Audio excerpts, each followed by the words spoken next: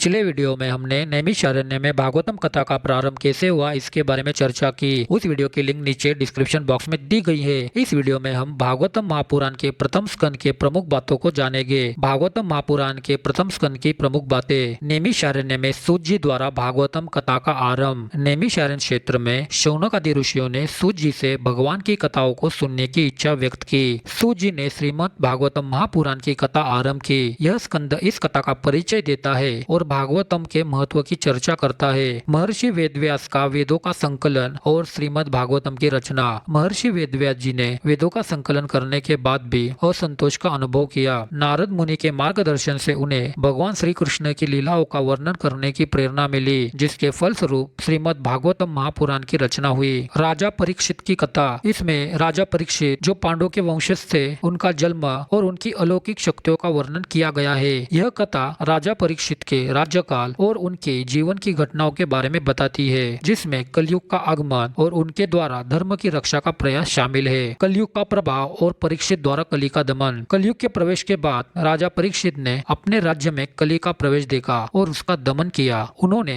कली को अपनी सीमा में ही रहने का आदेश दिया, जिसमें धर्म और सच्चाई बनी रहे। परीक्षित पर श्रृंगी ऋषि का श्राप। राजा परीक्षित ने एक बार ध्यानमग्न ऋषि शमीक के गले में मरा हुआ सांप डाल दिया, जिससे उनके पुत्र श्रृंगी ने राजा को 7 दिनों में मृत्यु का श्राप दे दिया। यह घटना राजा परीक्षित के अंत की शुरुआत थी। सुखदेव जी का आगमन और भागवत कथा का आरंभ। अपने को मिले श्राप के प्रभाव के बारे में जानने के बाद राजा परीक्षित ने गंगा तट पर जाकर अपने अंतिम समय का इंतजार शुरू किया। वहां महर्षि सुखदेव जी का आगमन हुआ और उन्होंने परीक्षित को भगवान की कथाओं का वर्णन करना आरंभ किया। भागवत कथा सुनने का फल। इस प्रसंग में भागवत कथा सुनने और भगवान श्री कृष्ण के नाम स्मरण करने के महत्व का फल का वर्णन है। सृष्टि की उत्पत्ति का वर्णन। ब्रह्मा जी द्वारा सृष्टि की उत्पत्ति और इसके क्रमिक विकास का वर्णन किया गया है। इस कथा में ब्रह्मा, विष्णु और महेश के रूपों में त्रिदेवों की भूमिका का वर्णन है। धर्म और भागवत धर्म का वर्णन। इस स्कंद में धर्म के 4 स्तंभों सत्य, तप, शौच और दया का वर्णन और भागवत धर्म का महत्व बताया गया है, जिसमें भक्ति, ज्ञान और वैराग्य को महत्वपूर्ण बताया गया है। नारद जी का उपदेश। नारद जी ने वेदव्यास जी को भगवान के गुणों और लीलाओं का वर्णन करने का उपदेश दिया। उन्होंने बताया कि भक्ति का मार्ग ही सबसे उत्तम मार्ग है, जो मनुष्य को भगवान के समीप ले जाता है। भागवतम का श्रवण और कीर्तन का महत्व। सूत जी ने शौनक आदि ऋषियों को बताया कि भागवतम का श्रवण, कीर्तन और स्मरण करना जीवन के सभी पापों का नाश कर देता है और भगवान की कृपा प्राप्त करने का सर्वोत्तम साधन है। इस तरह से हमने भागवतम महापुराण के प्रथम स्कंद की प्रमुख बातों को देखा। ऐसी और अधिक जानकारी पाने के लिए हमारे चैनल को जरूर सब्सक्राइब करें। धन्यवाद।